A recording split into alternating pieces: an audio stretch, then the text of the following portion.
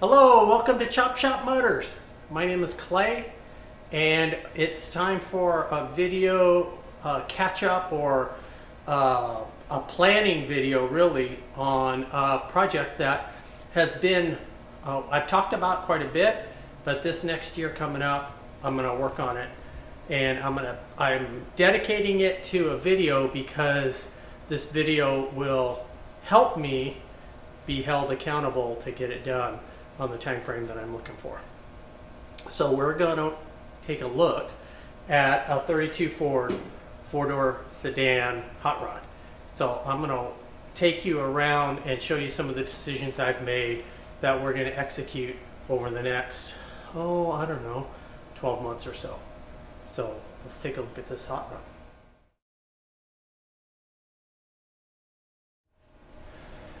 So as we look at this 32, I'll explain what my plan is, at least as of today.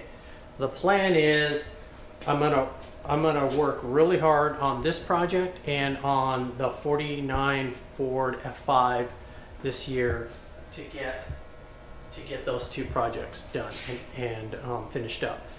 And between the two, that will give me ample things to work on while I'm waiting on parts or waiting on somebody to complete something on one of the projects. And hopefully I have enough gas and enthusiasm to keep them both moving forward. So it's easy to have enthusiasm in Arizona in the wintertime when we're complaining about how cold it is when it's probably going to be 45 or 48 degrees tomorrow. But when it gets August and it's 118, it is a little hard to stay motivated. So I say that now, and we'll do our very best to keep rolling on it.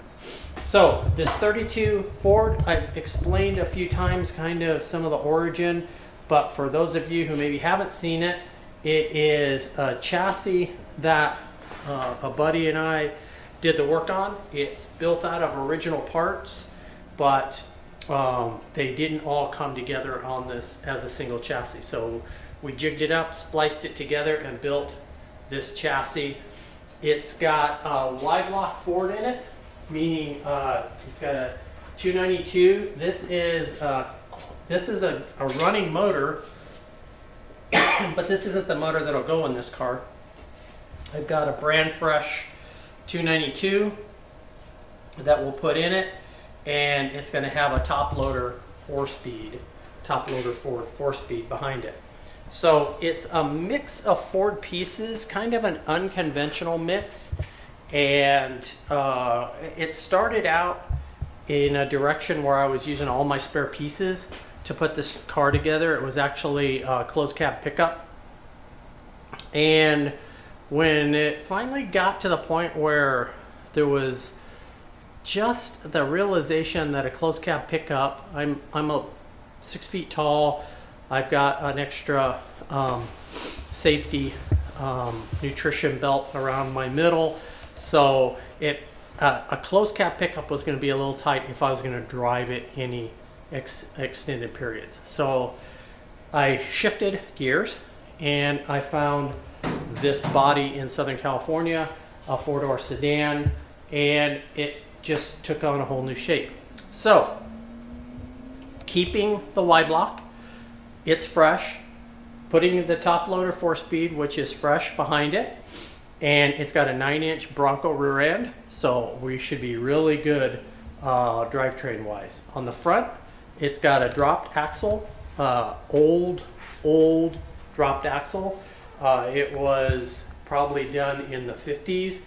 When I got it, there was just a little bit of chrome left on it, and by the time I cleaned it up and sanded it off, there's no chrome left, so it's painted now, but it's an oldie but a goodie.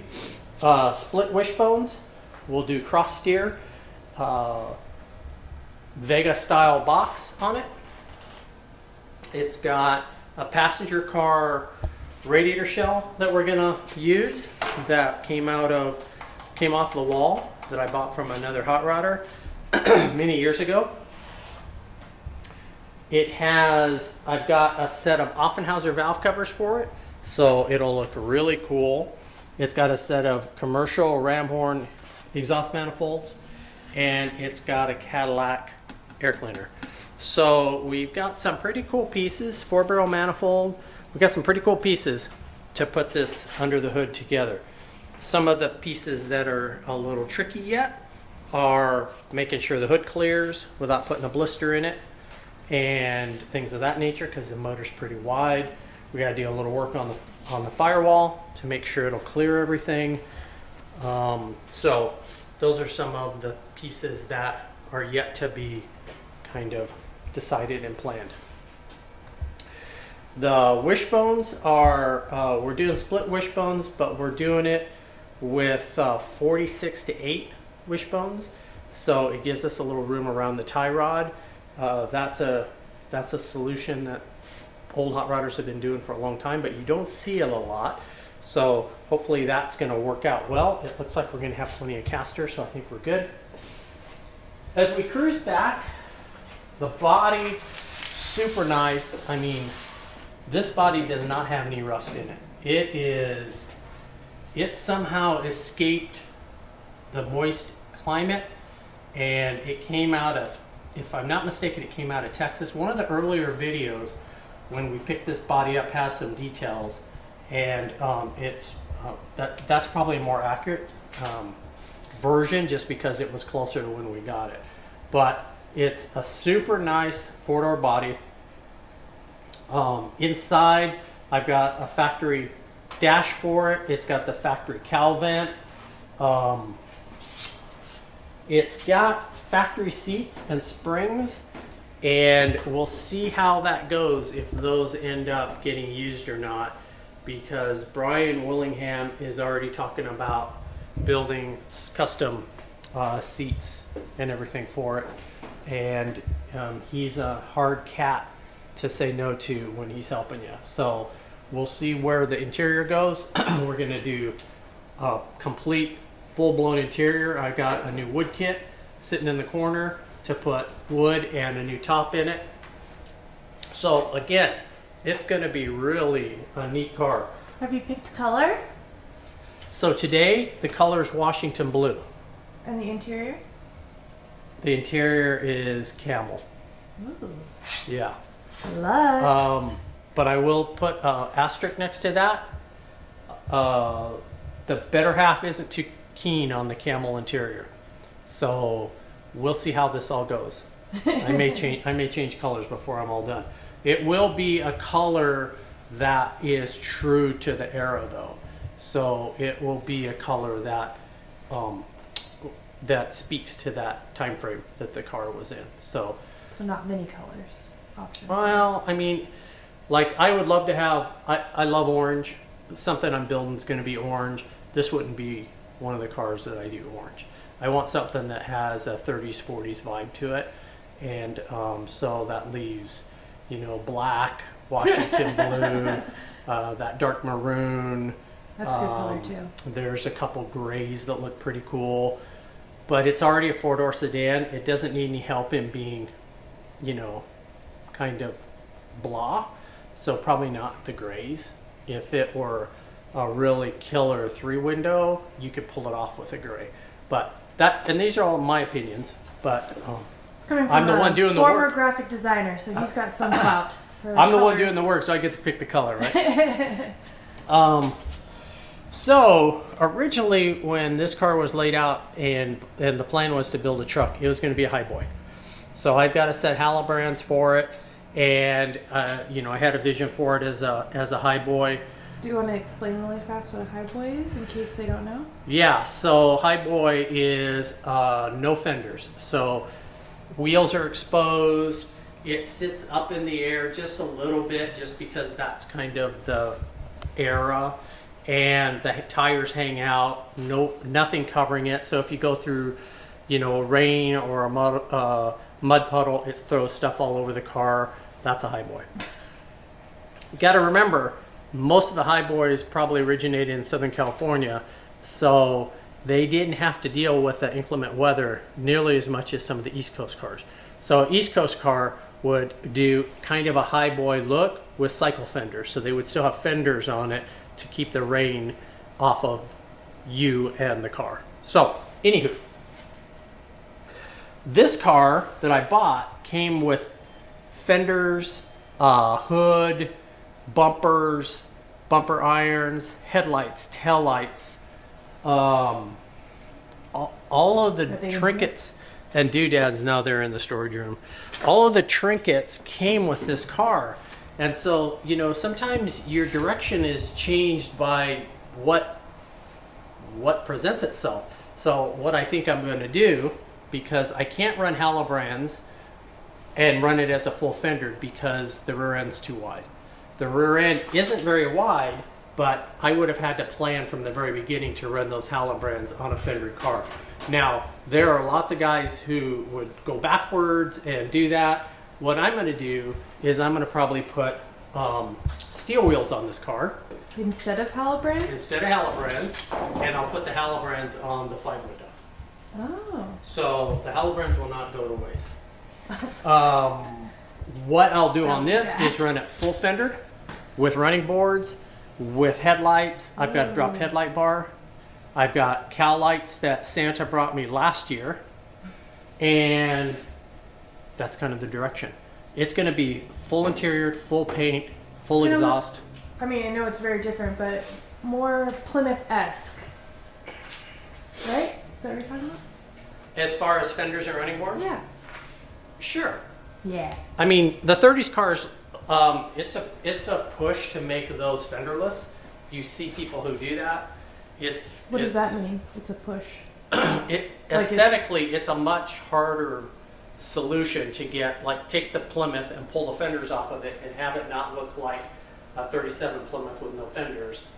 It's harder to pull off. Oh, I see what you're saying. So these cars, Model A's and 32s, when you pull the fenders off, they naturally just look good. Yeah, that's all true. by themselves. Trying to get a bigger picture. So to sum it up, I guess I'm getting really excited about this project. I'm excited because I've got the parts and I've had them for a long time. I feel like dragging this across the finish line and making it happen, and it's time. There's not a ton that I'm missing that's going to be hard to locate, so let's get rolling on it. So this year's going to do it. What's the one, like, project on this car that you're dreading having to do? Pay the painter. That's probably the easiest job. Oh, well. Easy meaning that not a lot of work. Well, I mean, that's the big ticket item. I'm going to take a stab at pulling off. So I'm going to take a stab at pulling off the interior. Brian's going to supervise. He doesn't, I don't think he even realizes it yet, but that's what we're going to do. And so I'll have lots of time and effort and frustration in the interior, and that's all good. So it'll all be good. The body, the part that's hard about the body is you don't, once it gets dropped off, and I'm hoping that Colin will be able to take it on. Once you drop it off to have someone else do it, you're at their mercy, and that's just the way it is. But that's all good. It's a lot of the hard work's done as far as laying out the frame and getting things mounted, and so now there's just a billion hours in putting all the pieces together. And what can watchers expect on the Vortic truck? What's next on the Vortic truck? Yeah, so the Vortic truck is... Should we walk that way? Yeah, let's do that.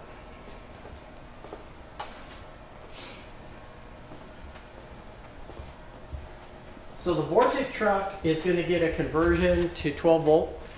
And originally we had planned to keep it at 6 volt, but as I spoke with the owner, we're going to make a shift on that. We're going to run it 12 volt, and it's going to get rewired with probably like a painless wiring harness.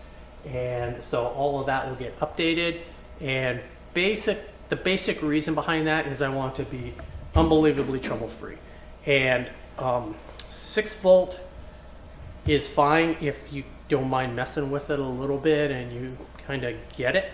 But if you just want to hop in it, turn the key, if the battery goes bad, you just run down to O'Reilly's and get another battery. This is going to be a little easier solution. So that's the next thing, is basically get it started and running and convert it over to 12 volt. And yeah, I'm excited about it. So on that note, I'm Clay for Chop Shop Motors. Follow along to see progress on the 32 and the 49, and we'll see you on the next project.